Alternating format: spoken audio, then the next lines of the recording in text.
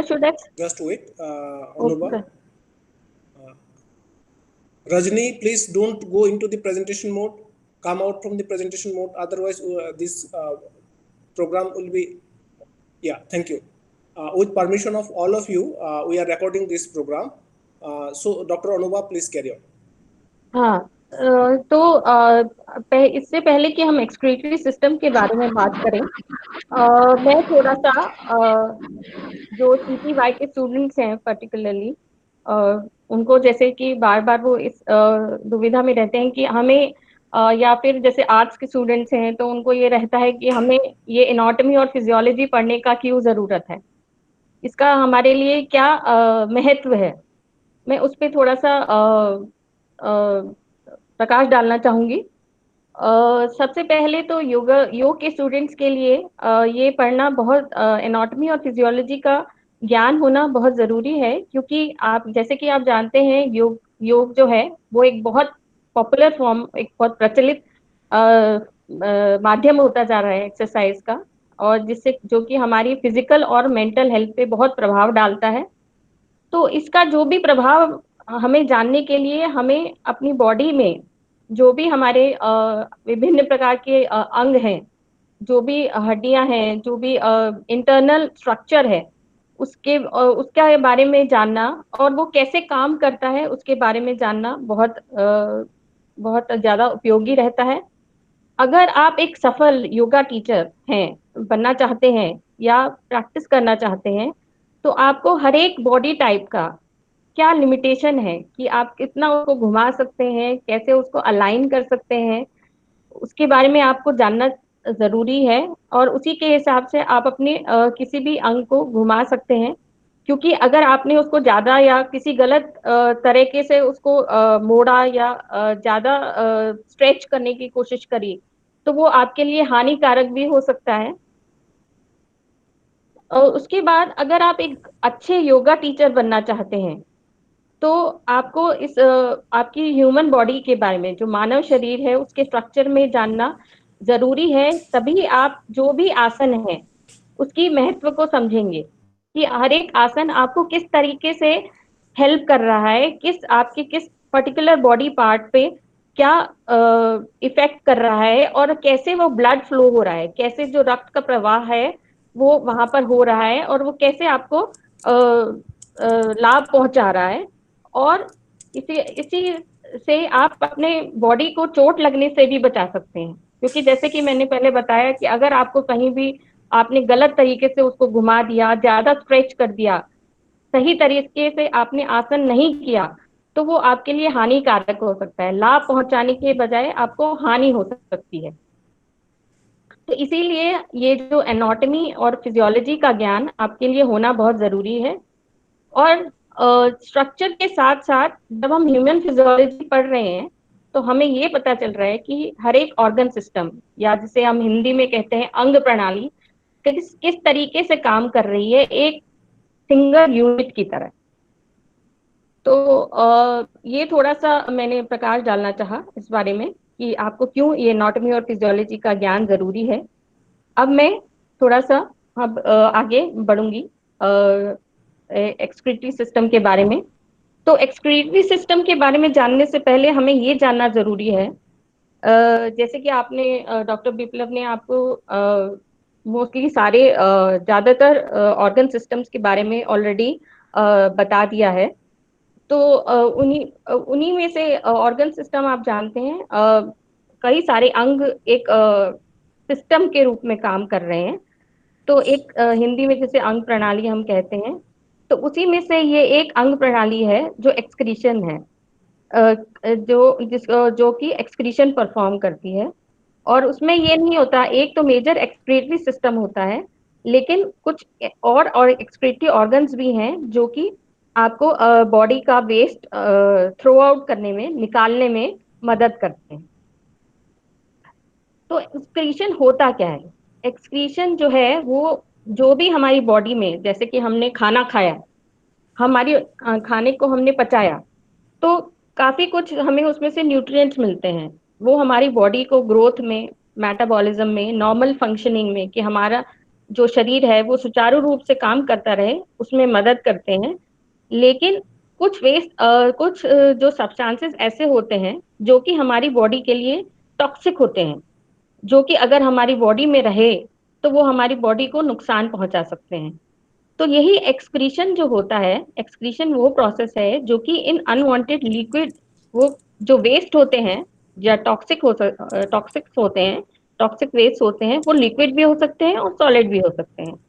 तो ये जो लिक्विड और सॉलिड वेस्ट का बॉडी से निकलना है या उसका एलिमिनेशन है, बॉडी के इंटरनल बैलेंस या होम्योस्टैसिस के लिए, उसको हम एक्सक्रीशन कहते हैं।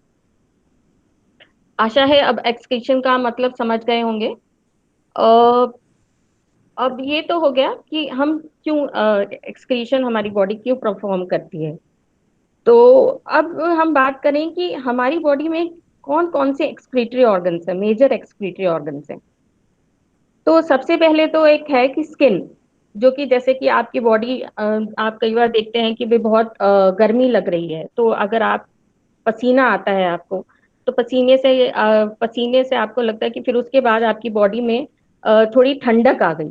बहुत ज्यादा जब आपको गर्मी लग रही है तो उसके बाद पसीना निकलता है, तो पसीना निकलने के बाद आप महसूस करते हैं कि बॉडी में आपके थोड़ा ठंडक आ गई। तो ये स्किन जो है, इस पसीने को निकालने में कौन सा ऑर्गन मदद करता है? स्किन, जो हमारी अपर मोस्ट लेयर होती है, जो कि हमारी पूरी बॉडी को कवर करती है, मतलब डिफरेंट ऑर्गन्स को कवर करती है, स्केलेटल सिस्टम को कवर करती है। तो ये जो है स्किन हमारे स्वेट के एक्सक्रीशन में मदद करती है।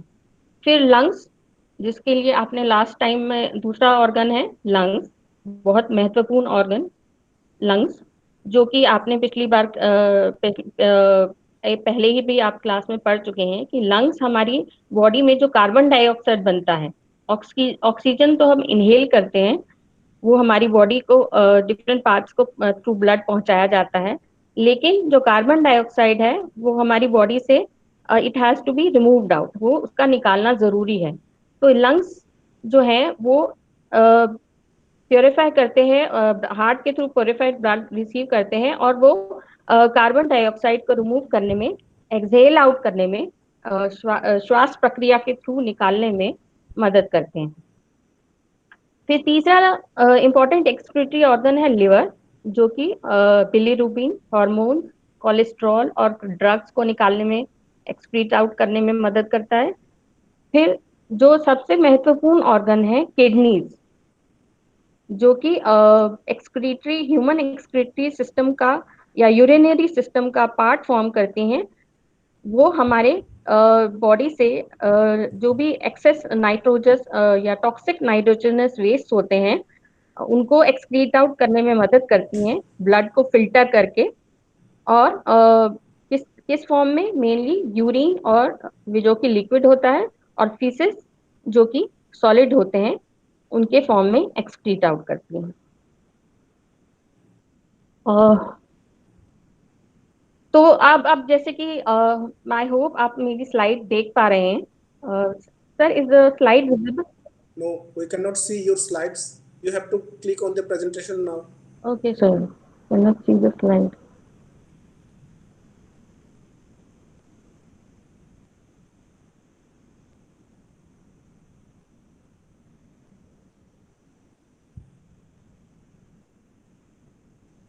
On the right hand side के नीचे प्रेजेंट नाउ करके एक बटन होगा, उसको क्लिक करिए, फिर आप स्क्रीन शेयर करिए।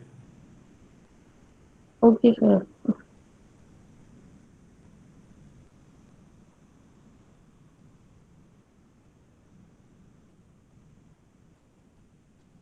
सर वो मिनिमाइज करके करना होगा? No, no need to do minimise. आप जब कर्सर को नीचे लेके आएंगे तो राइट हैंड साइड कॉर्नर में प्रेजेंट नाउ करके आएगा। सर प्रेजेंट नाउ तो करके नहीं आ रहा। आप कर्सर नीचे लाएंगे ना, तो जहां पे आपका ये जो राइट हैंड साइड कॉर्नर में आप देखिए, right hand side. Right hand side corner में प्रेजेंट नाउ करके एक आइकन होगा, उस पर क्लिक करिए।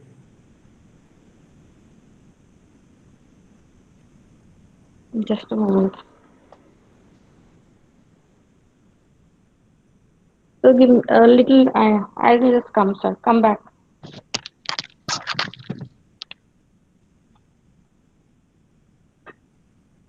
सो बेसिकली जो एक्सक्रीटरी ऑर्गन है, हमारा एक्सक्रीटरी ऑर्गन में से major excretory organ is kidney, and as she said that हमारा सेकंड एक्सक्रीटरी ऑर्गन है हमारा स्क्रीन एंड लंग, जो हमारा एक्सप्रेशंस की काम करते हैं, बॉडी की अनवांटेड चीजें।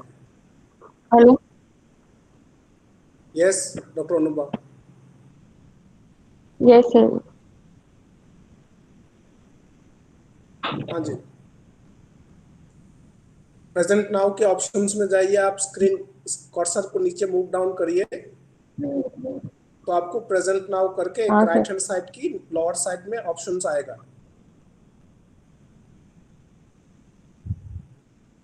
सर ये मैंने प्रेजेंटेशन खोली हुई है तो प्रेजेंटेशन खुला होने से भी नहीं आएगा, आपका please present share now your situation में स्क्रीन। जाना पड़ेगा।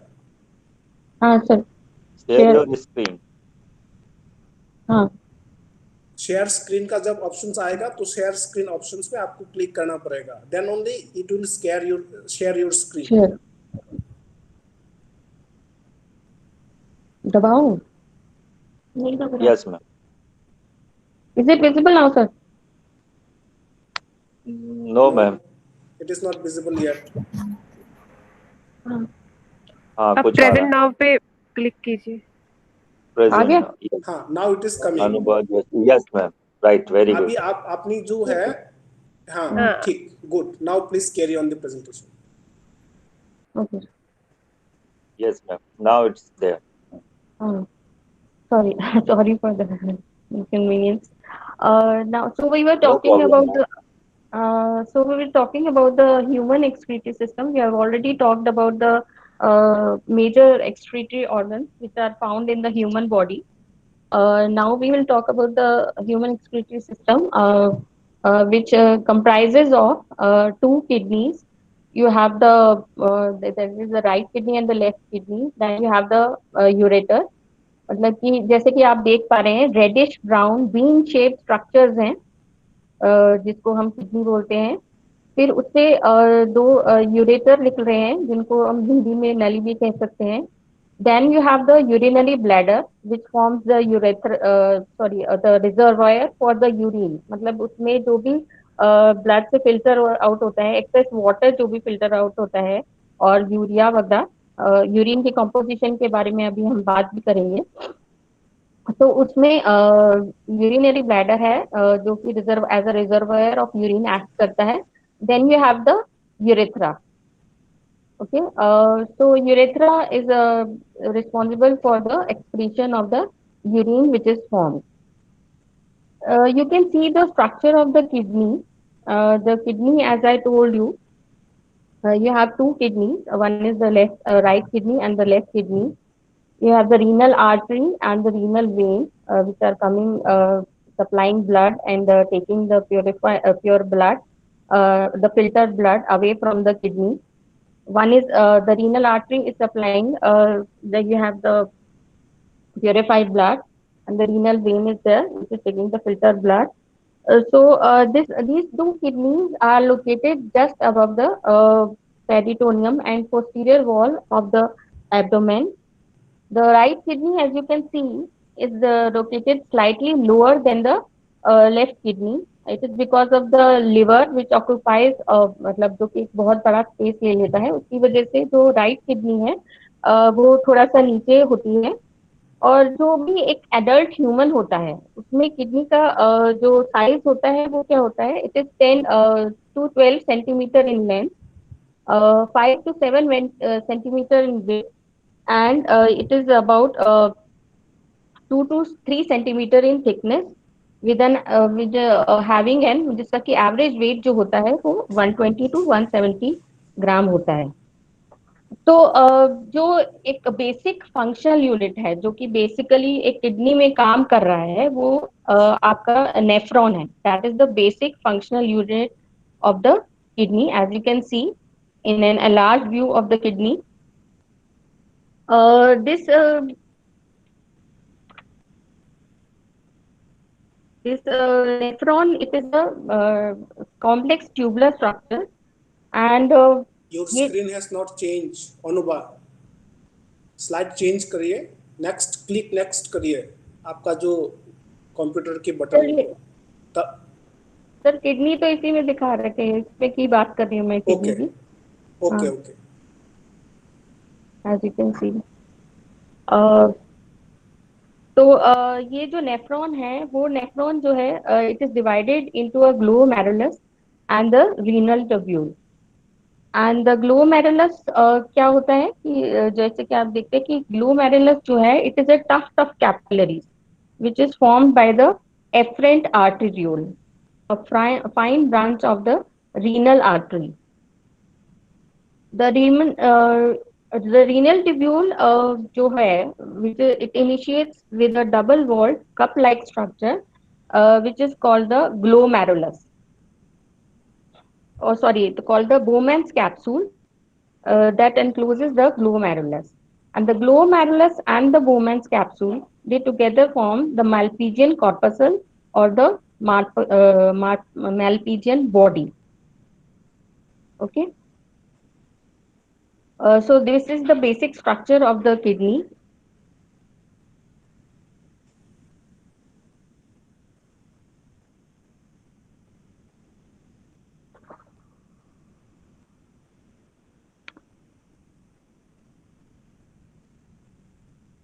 Now we'll come to the first we'll talk about the major functions of the kidney. What are the major functions which are performed by the kidney? The kidney, what it does is it regulates the blood levels of several ions like potassium, calcium, sodium, and phosphorus, etc. The kidney also helps to regulate the blood pH. It also helps to regulate the blood volume by regulating, conserving, and eliminating water in the urine. जो भी excess water होता है body में, वो excrete out करने में मदद करता है। किडनी ऑल्सो हेल्प्स टू, मतलब ये फिल्टर आउट करता है जो भी एक्सेस आयंस हैं या मेटाबोलाइट्स हैं, उनका भी ये जो एक्सेस में है, which have to be excreted out, वो उनका भी फिल्टर करके या रीअब्सॉर्प्शन करके जो है लेवल मेंटेन करता है किडनी। तो it regulates the blood pressure and blood glucose levels. The kidney also helps in production of hormones like calcitonin and erythropoietin, and it helps to excrete the excess water and foreign substance. Now, first I talk about the lymphatic system. I wanted to just talk about. Before that, uh, I would like to talk about the in more detail about the excretory system. We have already talked about that what are the major organs of the excretory system, that is the kidneys, the ureters, the urinary bladder, and the urethra. But I wanted to tell you a little more about these. That the urethra, as I already told you, urinary bladder, it acts as a reservoir of the urine. The urethra, what is the urethra? It is a canal which is passing from the neck of the bladder to the external opening. And here I would like to emphasize that the urethra is much shorter in length than the male urethra. The female urethra is only 2.5 to 3 centimeter long, while the male urethra is 17 to 23 centimeter long. So the ureters are ducts or tubes which are attached, and before that the ureters are there, then the ureters are the ducts or tubes which are attached to each kidney, and from there they pass to the bladder. Now, I would also like to tell you about a term called micturition, which is the I would like to be familiar, you to be familiar about a term called micturition. What do you understand by micturition? Micturition is the uh, act of passing urine. Whenever one feels that excess water has collected, or about 170 to 230 ml water has collected in the urinary bladder, the accompanying organs, they um, pass you the, or they make you feel that you have to pass out the urine. So this urine, uh, the accompanying organs, or the organs which are present around, they will empty, they will help the urethra to, they will exert pressure upon the urinary bladder, and they will help the urethra to excrete out the urine. So this was about the act of micturition. Now I would like to talk a little about the, because we are moving to the immune system. So before that, I will like to tell you about the lymphatic system, which is a important part of immune system. So as sir has already talked about कि lymphatic system होता क्या है, कि मतलब जो भी blood, तो आपको पता है कि बहुत ज्यादा पार्ट फॉर्म करता है आपके ब्लड में, different type of veins, arteries, capillaries, arteries में, आर्टरियोल्स में ब्लड फ्लो करता है। लेकिन जो 90% ब्लड है वो तो वापस जो भी सर्कुलेशन में होता है वो वापस कैपिलरीज में चला जाता है, लेकिन उसमें से 10% ब्लड जो है वो टिश्यू स्पेसेस के अंदर, आसपास, इंटरस्टिशियल फ्लूइड के रूप में कलेक्ट हो जाता है। तो अगर, लेकिन ये भी अगर एक्सेस में कलेक्ट हो जाएगा तो क्या होगा कि ब्लड का जो है ऑस्मोटिक प्रेशर बढ़ जाएगा और इडीमा हो सकता है। तो उसको रोकने के लिए ये क्या होता है कि लिम्फ कैपिलरीज होती हैं, एक प्रकार की नलियां होती हैं, जो कि इस एक्सेस फ्लूइड को पिकअप कर लेती हैं। और जब ये एक्सेस फ्लूइड लिम्फ कैपिलरीज के अंदर चला जाता है, लिम्फेटिक वैसल्स के अंदर चला जाता है, जो कि हम जैसे कि बार बार कह रहे हैं एक प्रकार की नलियां ही होती हैं, तो फिर ये इसको ये लिम्फ कहलाता है। तो ये लिम्फ जिन डिफरेंट विभिन्न प्रकार की नलियों में फ्लो करता है, लिम्फेटिक वेसल्स में, ट्रंक्स में, जिसके बारे में हम पहले भी बात कर चुके हैं, तो उसको वही लिम्फेटिक सिस्टम को कंप्राइज करता है। और इसके साथ ही लिम्फेटिक सिस्टम के कुछ और इम्पोर्टेंट पार्ट्स भी होते हैं, ऑर्गन्स भी होते हैं, जिनको कि उनमें से कुछ हैं कि लिम्फ नोड्स हैं, जो, और आपका जो थाइमस है, लिवर है, और स्प्लीन है। और आप जैसे कि देख पा रहे हैं कि ये लिम्फेटिक सिस्टम आपकी बॉडी में सारी जगह पूरी तरह से फैला हुआ है। और ये जो लिम्फ नोड हैं ये पर्टिकुलरली कुछ जगह पे आपके कंसंट्रेटेड होते हैं, जैसे कि आपके सर्वाइकल एरिया में, आपकी आर्म पिट्स में, जिनको कि हम एक्सिलरी लिम्फ नोड्स कहते हैं। फिर आपकी जांग के पास का जो एरिया होता है जिसको हम इंग्वाइनल लिम्फ नोड्स कहते हैं।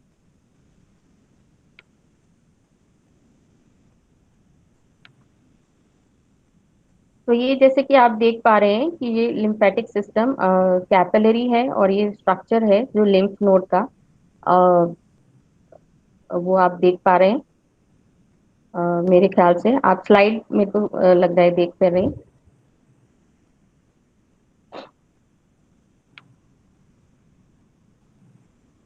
तो ये तो हो गया कि हमने बताया कि ऑलरेडी लिम्फेटिक सिस्टम जो होता है एक बहुत इम्पोर्टेंट पार्ट होता है इम्यून सिस्टम का।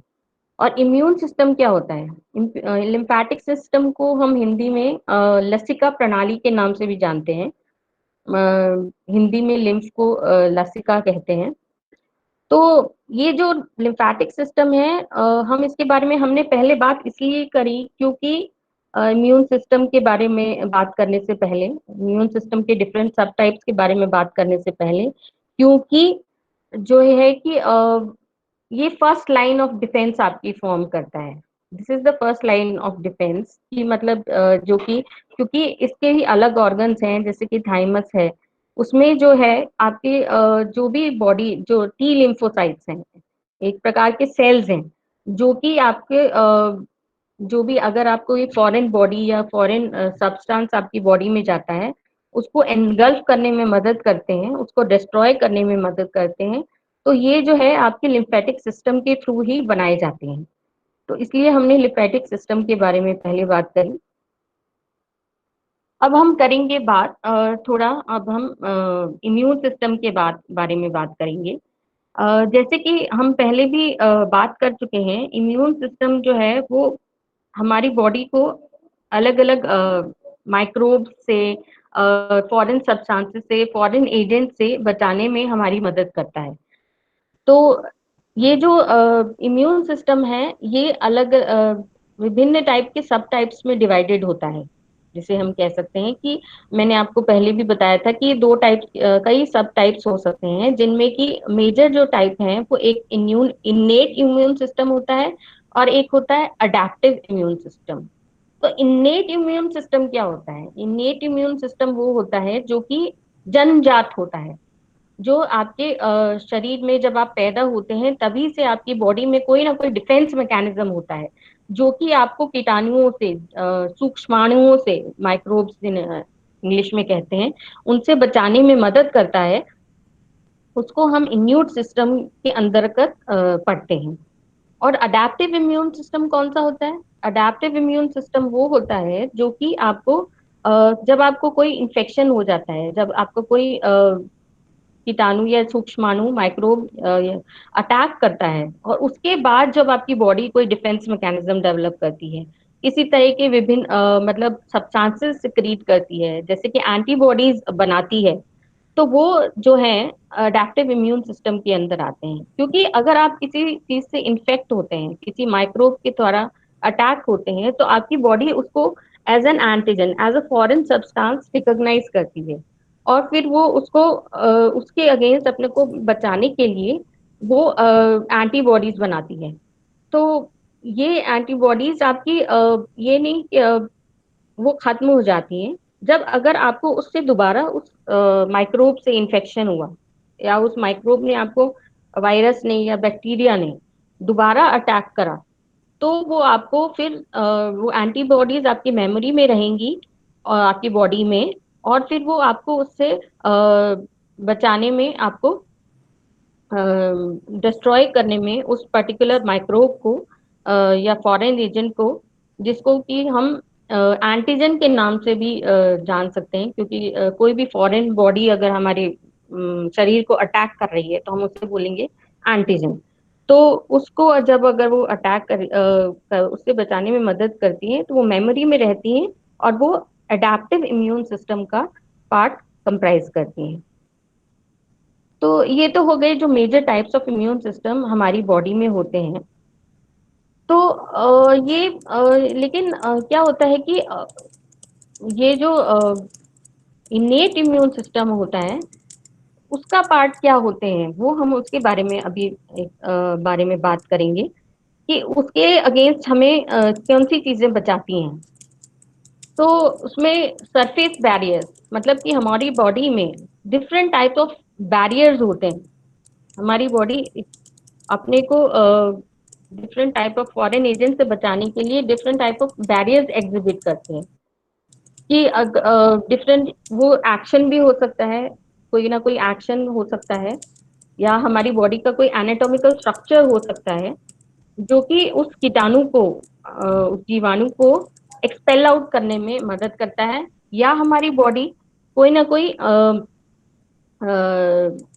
ऐसा सब्सटेंस बना सकती है जो कि उस माइक्रोब को खत्म करने में हमारी मदद करे। तो ये जो सरफेस बैरियर्स होते हैं जो कि हमारी बॉडी में प्रेजेंट होते हैं, ये मैकेनिकल भी हो सकते हैं। ये 3 टाइप के होते हैं, जैसे कि मेरी स्लाइड आप, मेरे को लगता है आप देख पा रहे हैं। सबसे पहले Yes, होता है yes. मैकेनिकल बैरियर होता है, जिसमें कि मैकेनिकल बैरियर में एग्जांपल है आपका, जैसे कि लंग्स है। लंग्स में मतलब जैसे अगर आप कुछ भी आपकी, जैसे आपको कोई सब्सटेंस, आप जैसे कुछ भी ऐसे चला गया आपकी बॉडी ने के अंदर चला गया, जैसे कुछ या आपके जैसे आपने खाना खाया तो आपके कहीं अ, खाने की नली के बजाय वो कहीं आपके उसमें राखिया वगैरह में चला गया, तो आप कैसे एक्सपेल आउट करते हैं, आप कैसे उसको निकालेंगे? वो कफ के थ्रू कर सकते हैं।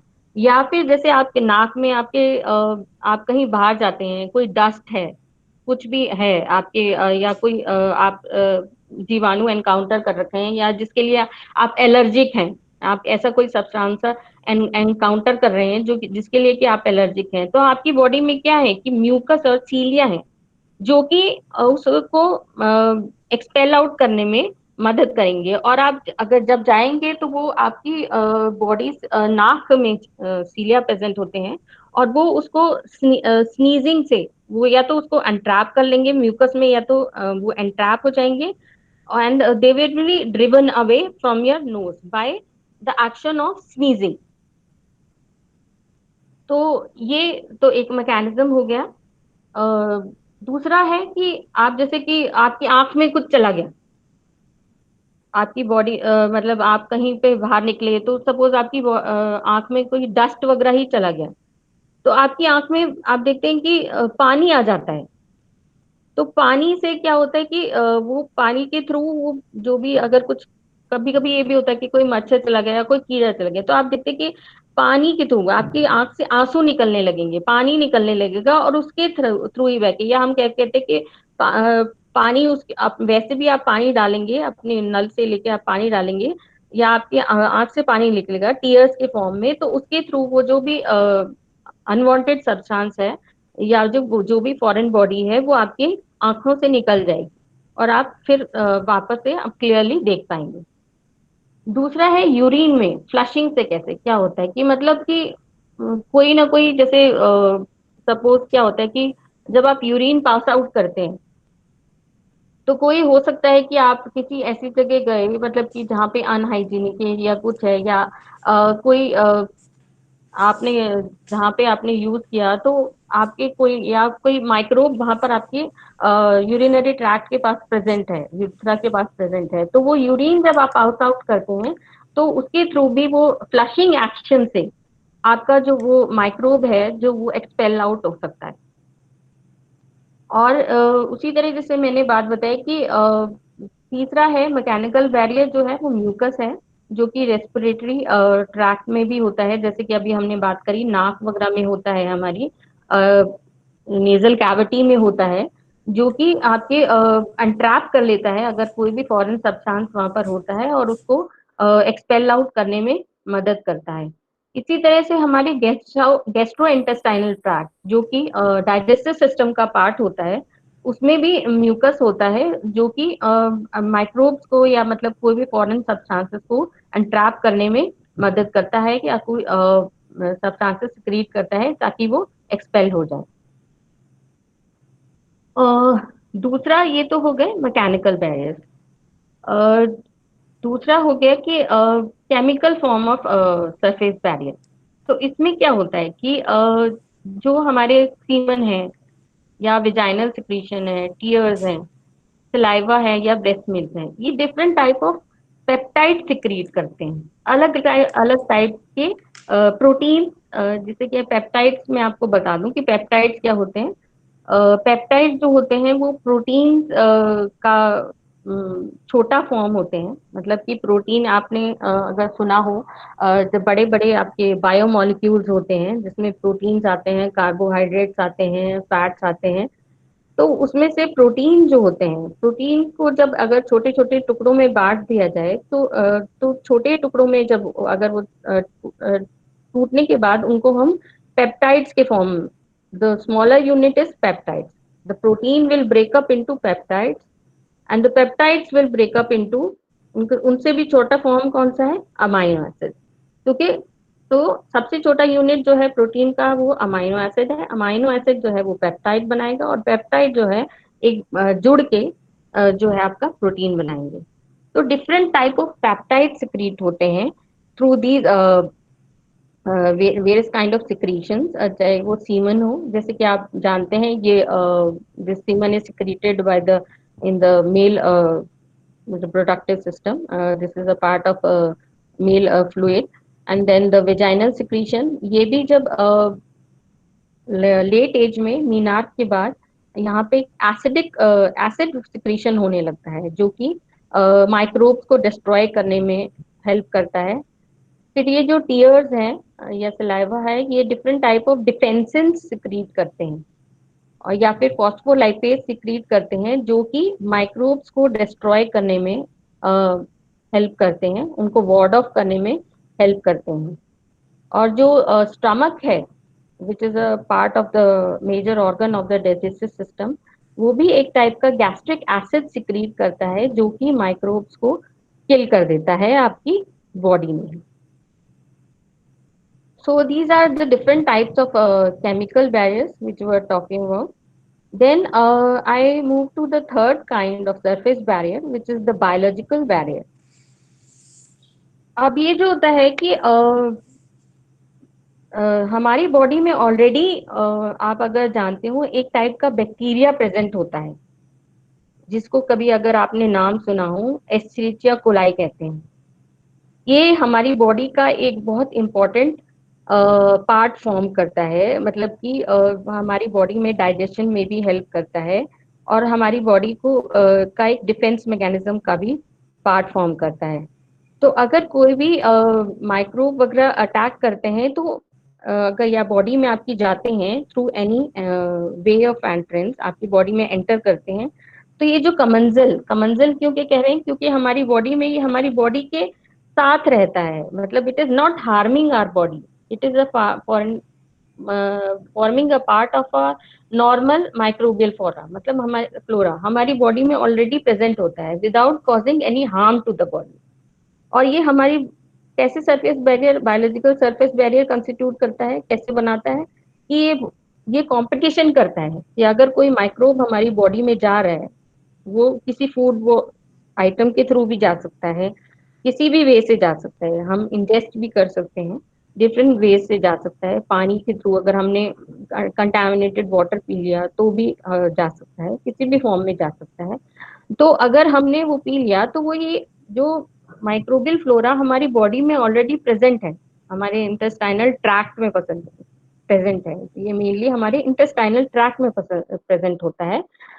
तो ये फिर कॉम्पीट करेगा उसके साथ, मतलब कहेगा कि नहीं, मैं तुम्हारे लिए खाना नहीं छोड़ूंगा, तुम्हारे लिए न्यूट्रिएंट्स नहीं छोड़ूंगा, मुझे वो सारे न्यूट्रिएंट्स चाहिए, and I have to survive, you don't have to survive, you have to, you won't be given the nutrition, तुमको खाना नहीं मिलेगा, और मेरे को मिलेगा तो मैं ही जिंदा रहूंगा, और बाकी सब जो जो भी फॉरेन सब माइक्रोब्स हैं वो खत्म हो जाएंगे। क्योंकि अगर माइक्रोब्स हो चाहे कोई भी हो, कोई भी लिविंग ऑर्गेनिज्म है, जब तक उसको प्रॉपर न्यूट्रिशन नहीं मिलेगा तब तक वो सरवाइव नहीं कर सकता। तो ये जो हमारी बॉडी में ऑलरेडी माइक्रोब्स प्रेजेंट हैं, वो उनके साथ कोई भी अगर बॉडी में फॉरेन माइक्रोब जा रहा है तो वो उसको अटैक कर देते हैं या उसको न्यूट्रिशन नहीं मिलने देते, जिसकी वजह से वो डिस्ट्रॉय हो जाते हैं। Then the second biological surface barrier is the cellular components, which are the RBCs, the monocytes, which are present in the blood. These are present in the blood. जैसे कि रेड ब्लड कार्पसल्स हैं, या red blood cells भी आप कह सकते हैं, monocytes हैं, न्यूट्रोफिल्स हैं, लिम्फोसाइट्स हैं, प्लेटलेट्स हैं। तो इनका सबका अलग अलग काम होता है। तो मेनली क्या काम होता है कि जैसे कि ये जो भी अगर कोई फॉरेन सिस्टम बॉडी जा रही है, कोई भी एंटीजन जा रहा है हमारी बॉडी में, तो ये उसको डिस्ट्रॉय करने में मदद करते हैं। कैसे करते हैं? ये उसको एनगल्फ करने में मदद कर देते हैं, मतलब कि वो उसके आसपास एक बाउंड्री बना लेते हैं, उसको एनगल्फ कर लेते हैं, और फिर उसको अपने अंदर इंटरनलाइज कर लेते हैं और एंजाइम सिक्रीट करते हैं ताकि वो डिस्ट्रॉय हो जाए, and ultimately it is finished. तो but all this I am talking about कि ये सब के लिए आपका इनिएट सिस्टम का, जैसे कि मैंने बताया, पार्ट फॉर्म करता है, और इस सब के लिए ये जो भी डिफरेंट फॉर्म्स हैं, ये अगर आपका इम्यून सिस्टम प्रॉपरली काम कर रहा है तभी ये चीजें काम करती हैं। अगर आपके इम्यून सिस्टम में कोई भी डिफेक्ट है तो फिर आप ये फॉरेन बॉडीज को या कोई भी माइक्रोब्स हैं उसको हम इजीली फिनिश नहीं कर पाते। तो जैसे कि हम पढ़ते हैं कि कोई भी अगर कोई ट्रांसप्लांट का पेशेंट है या जैसे कोविड-19 के केस में हम बार बार देख रहे हैं कि जिनमें ऑलरेडी कोई डिजीज है, जिनके इम्यून सिस्टम में ऑलरेडी कोई डिफेक्ट है, तो वो उस वायरस को या कोई माइक्रोब को वो इजीली फिनिश नहीं कर पाते हैं, क्योंकि देयर इम्यून सिस्टम, उनकी जो प्रतिरोधक क्षमता है जिसे हम हिंदी में कहते हैं, वो भली भांति काम नहीं कर रही है। तो इसकी वजह से जो भी वो ये ऐसे पेशेंट्स हैं या इंडिविजुअल्स हैं, they are more prone to having the infection and they are more prone to becoming resulting into deaths. So this was a part of the innate immune system. Now we move on to the adaptive immune system. What is the adaptive immune system? ये जो adaptive immune system होता है ये antigen specific होता है, कि मतलब कि इम्यून सिस्टम को, जैसे कि मैंने बताया, कि बार बार कि रिकॉग्नाइज करना होता है कि हाँ ये फॉरेन बॉडी है, ये हमारे बॉडी का पार्ट नहीं है, ये this is something coming from outside and this has to be destroyed. So this has to be, for this immune system has to work properly, and this is antigen specific, and ये it requires the recognition of specific antigens during a process called the antigen presentation. तो ये जैसे कि मैंने बताया कि ये जो भी रिस्पॉन्स होता है बॉडी के थ्रू, कि वो आइडेंटिफाई करे कि हाँ ये फॉरेन बॉडी है या फॉरेन सब्सटेंस है, इसको हमें डिस्ट्रॉय करना है, ये हमारी बॉडी में किसके थ्रू मेंटेन होती है, ये रिस्पॉन्स कहाँ से आता है, this by the memory cells. तो अगर कोई भी पैथोजन बॉडी को एक बार से ज्यादा इन्फेक्ट करता है तो ये मेमोरी सेल्स उसको खत्म करने में मदद करते हैं। ये जो भी अडेप्टिव इम्यून सिस्टम के सेल्स होते हैं ये स्पेशल टाइप ऑफ ल्यूकोसाइट्स होते हैं। ल्यूकोसाइट्स जो कि मैंने बताया आपको कि ये ब्लड में ऑलरेडी होते हैं, ल्यूकोसाइट्स होते हैं। तो ये लिम्फ में भी लिम्फोइड ऑर्गन्स के थ्रू भी प्रोड्यूस होते हैं, जिनको कि हम लिम्फोसाइट्स कहते हैं।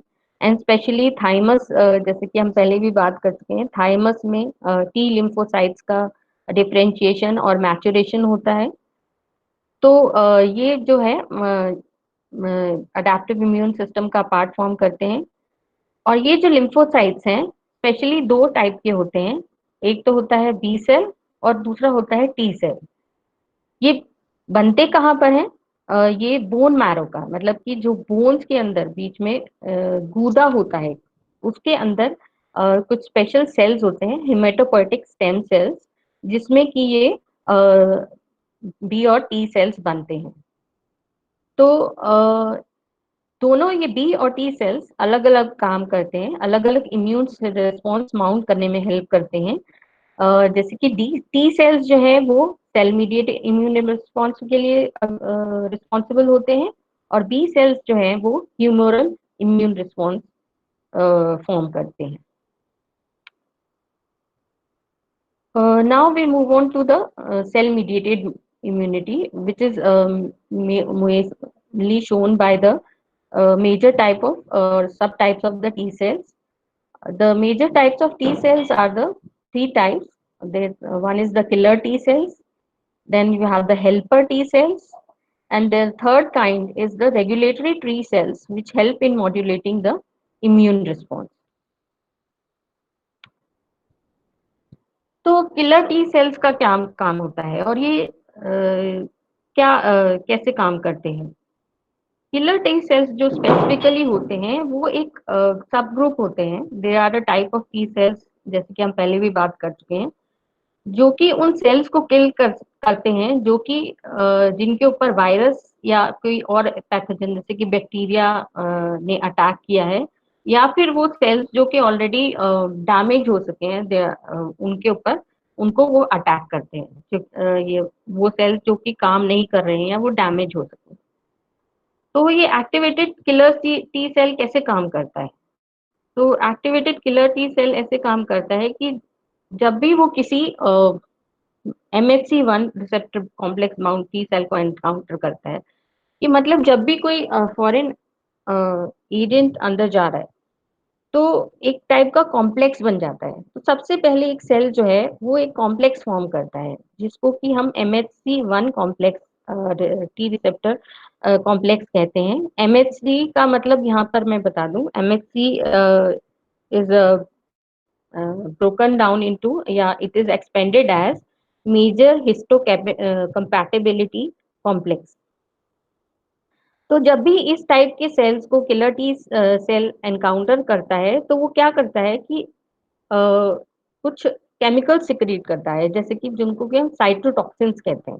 साइटोटॉक्सिन्स जैसे कि आप नाम से जान पा रहे हैं, साइटोटॉक्सिन्स हो गए जो सेल के लिए टॉक्सिक हैं। साइटो माने सेल और टॉक्सिन माने जहर, या मतलब सेल को खत्म करने वाले, सेल को डिस्ट्रॉय करने वाले टॉक्सिन। तो उनमें से एक जैसे कि टॉक्सिन है परफोरिन। तो वो परफोरिन जब भी ऐसे सेल्स को किलर टी सेल एनकाउंटर करता है, तो ऐसे एक साथ सारे सेल्स को एनकाउंटर करता है, तो क्या करता है कि वो साइटोटॉक्सिन सिक्रीट करता है, जैसे कि परफोरिन। और ये परफोरिन का क्या काम होता है कि जो भी टारगेट सेल है, यहाँ पे टारगेट सेल कौन सा है, जो कि फॉरेन एजेंट या एंटीजन, या हमारी बॉडी में जो भी कोई फॉरेन बॉडी आई है जिसको कि बॉडी में खत्म करना है, और जो मतलब टी सेल के साथ बाउंड है, कॉम्प्लेक्स उसने ऑलरेडी फॉर्म कर रखा है, उसको वो टारगेट करता है और उसके अंदर वो उसकी प्लाज्मा मेम्ब्रेन में वो छेद कर देता है, पोर्स बना देता है। तो उससे क्या होता है कि जब उसको उसकी प्लाज्मा मेम्ब्रेन लीक कर जाती है, उसमें छेद हो जाते हैं, तो क्या होता है कि उसके अंदर पानी और दूसरे टॉक्सिन्स और आयंस एंटर कर जाते हैं, और जो उसके डिस्ट्रॉय होने की शुरुआत हो जाती है। तो उसके बाद क्या होता है कि एक और टॉक्सिन सिक्रीट होता है जिसको कि हम ग्रेन्युलोआइसिन कहते हैं, जो कि सेल को फिर डेथ करने में, ऐसा सेल फिर खत्म करने में, क्योंकि उसका जब प्लाज्मा मेम्ब्रेन लीक हो गई तो it is no longer going to live, it is उसके अंदर पोर्स हो गए, तो वो सारे सब्सटेंसेस उसके अंदर एंटर कर गए, जैसे कि वाटर है, टॉक्सिन्स है, आयंस है। तो वो cell will no longer be able to live, and it will ultimately die out because of the toxin, and the death of the cell will occur. So such damaged cells, or the foreign agent bound, foreign agent, antigen, जो भी non self which is not from our body, which has to be destroyed, ऐसे bound sales हैं, killer T sales उनको identify करता है, toxin secrete करता है, और उस सेल की डेथ कॉज करता है।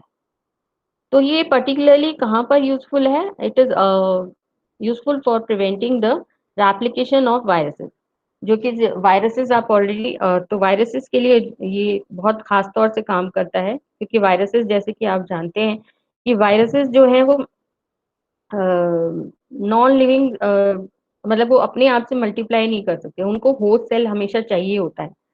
तो जब भी वो बॉडी में जाएंगे तो वो कोई ना कोई लिविंग सेल को टारगेट करेंगे और रेप्लिकेट करने की कोशिश करेंगे, लेकिन सेल ही मर जाएगा अगर, या तो फिर वो फिर कहाँ से जिंदा रहेंगे।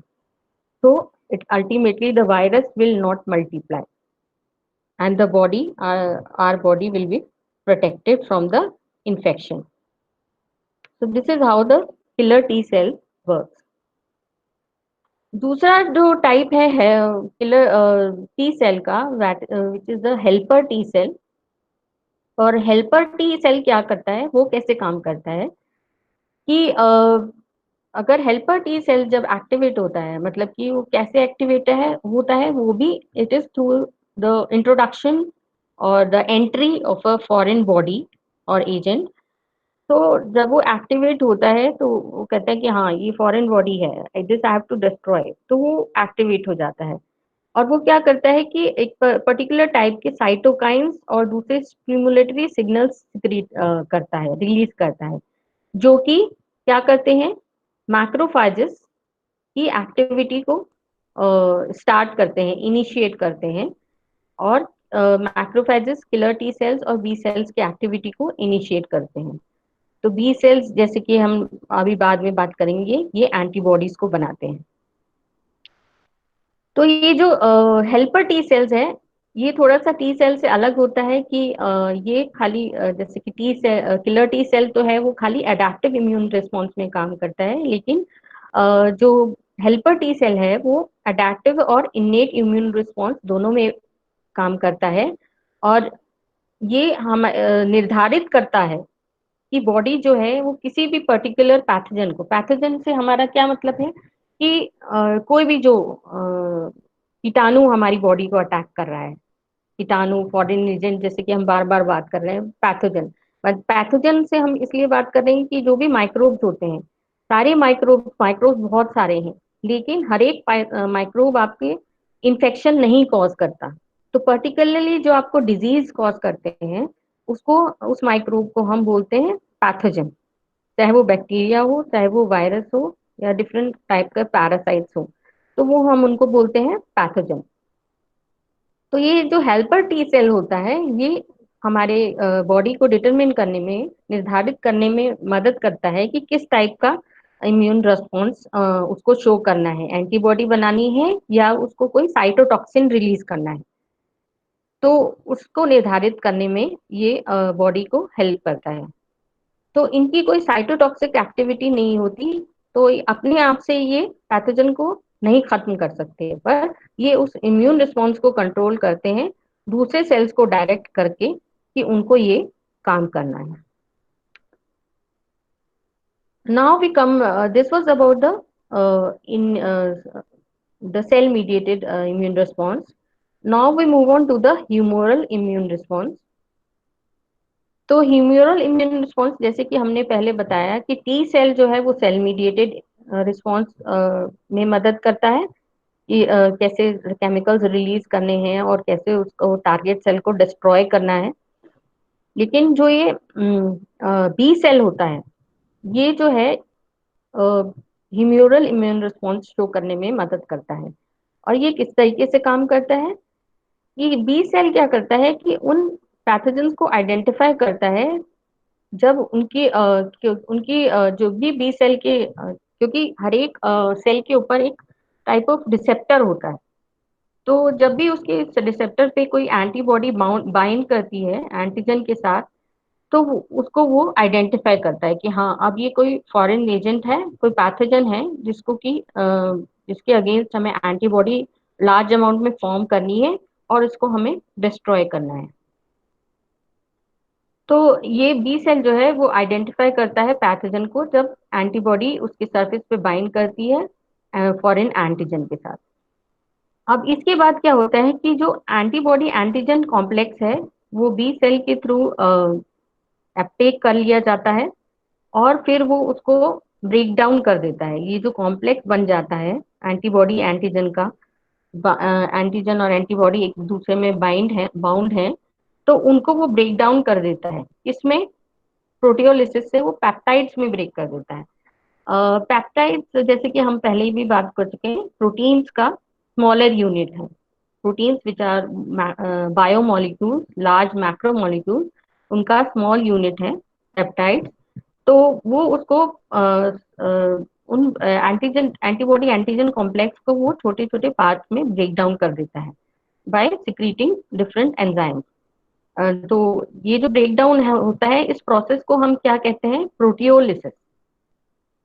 जब भी कोई प्रोटीन स्मॉलर यूनिट्स में, छोटे यूनिट्स में ब्रेक डाउन होता है तो हम उसको कहते हैं proteolysis.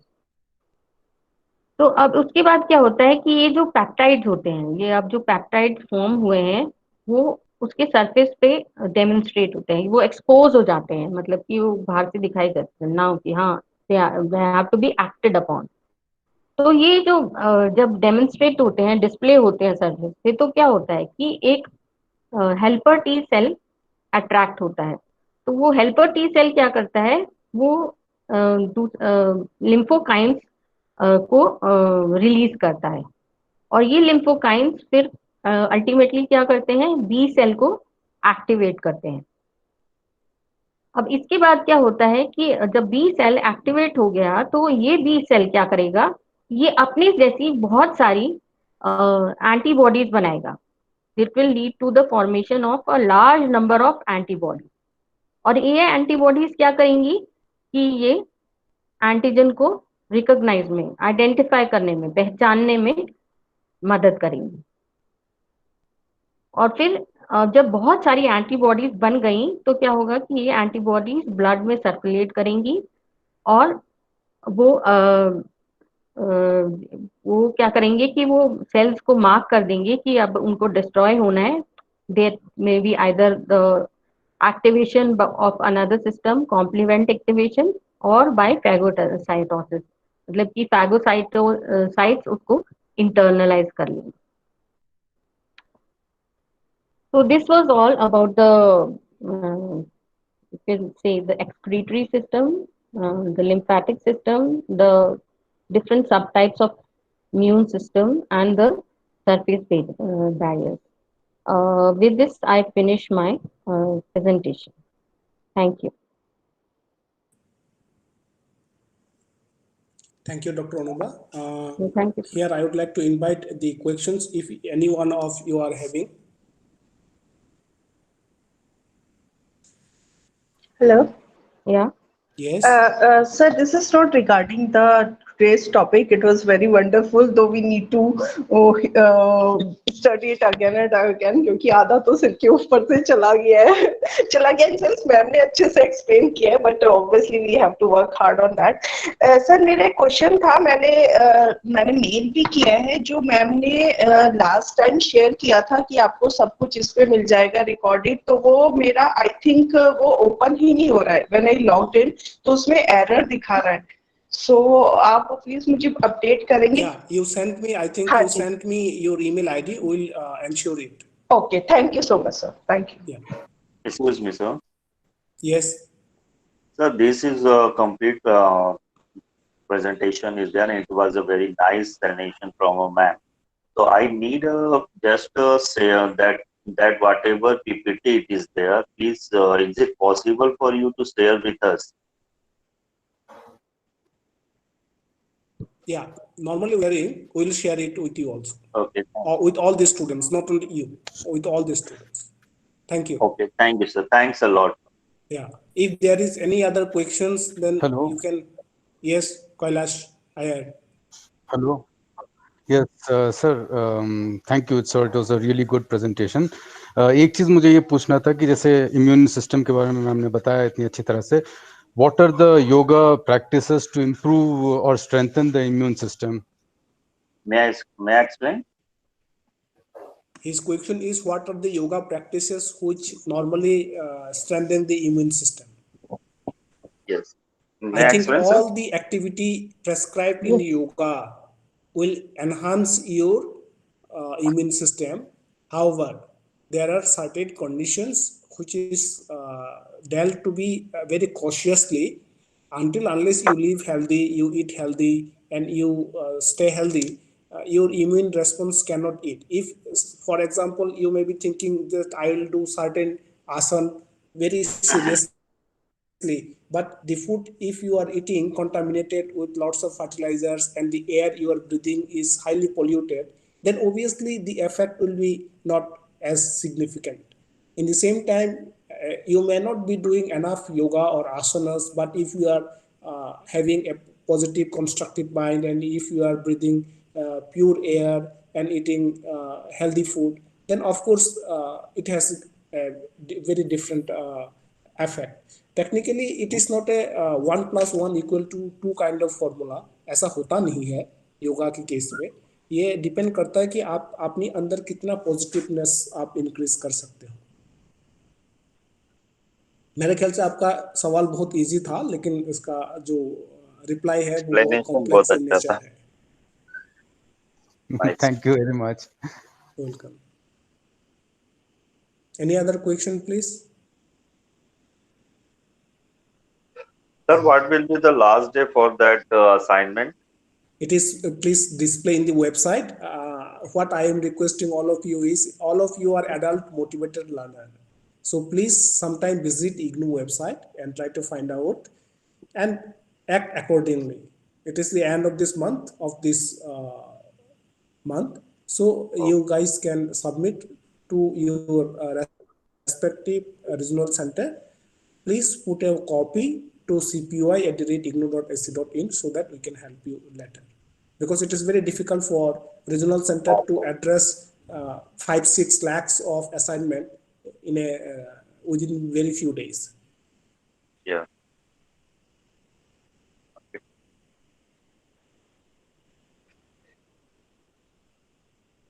Yeah. If you are not having any further questions, we can close down the sessions. And here I would like to say thanks to Sujata helping us to organize these sessions. Thank you. Dr. Anuba, Dr. Seema, and all participants. Thank you very much. Here I am ending this record. And Hello? I hope these sessions will be, yes. Sir वो study printed material नहीं मिला मुझे अभी तक, तो अब तो courier वगैरह स्टार्ट हो गए। मैडम तब तक नहीं मिलेगा जब तक पोस्टल सर्विस खुल नहीं जाता है। सर अब तो खुल गई है। तो अभी तो खुला है ना, फिर आपको भेजने में, क्योंकि यूनिवर्सिटी अभी भी क्लोज डाउन है। You have to understand as per this government of India's instruction ji हमारा जो है अभी भी क्लोज डाउन है university till 31st of May as per today's instructions.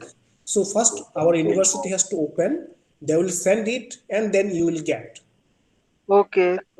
तो मैंने मेल डाल दिया तो क्या? We are sharing. That was the reason हमने आप सब लोगों को सॉफ्ट मटेरियल भेजा, ये सोच के कि कम से कम कुछ ना कुछ तो आपके हाथ में हो। Yes sir. Sir, I have one more doubt. Sir. हाँ जी।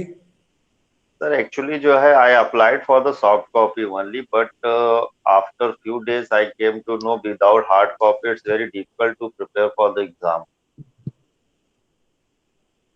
आप जब लॉकडाउन खुल जाएगा दिल्ली में किसी को भेज के आप खरीदवा लीजिए, हार्ड कॉपी अलग से भी खरीदने को मिलता है। जब मतलब मुझे गोरखपुर से दिल्ली जाकर के नहीं, आपके अगर कोई फ्रेंड है, somebody who can purchase and send it by post. This is what I am saying. No, I don't have any relationship with then it is very difficult right now to help you, because it will be very difficult for us sir, to after adjust the lockdown it's individual possible students. for to send it on the courier basis. आप उसको print out कर लीजिए, उतना लगभग उतना ही cost पड़ेगा। नहीं तो अच्छा, हाँ ये option. Okay, thank you. Yes, thank you so much sir, nice session it was. Thank you Anubha ma'am. Welcome. Thank you sir. Thank you so much, ma'am. Yeah. Thank you.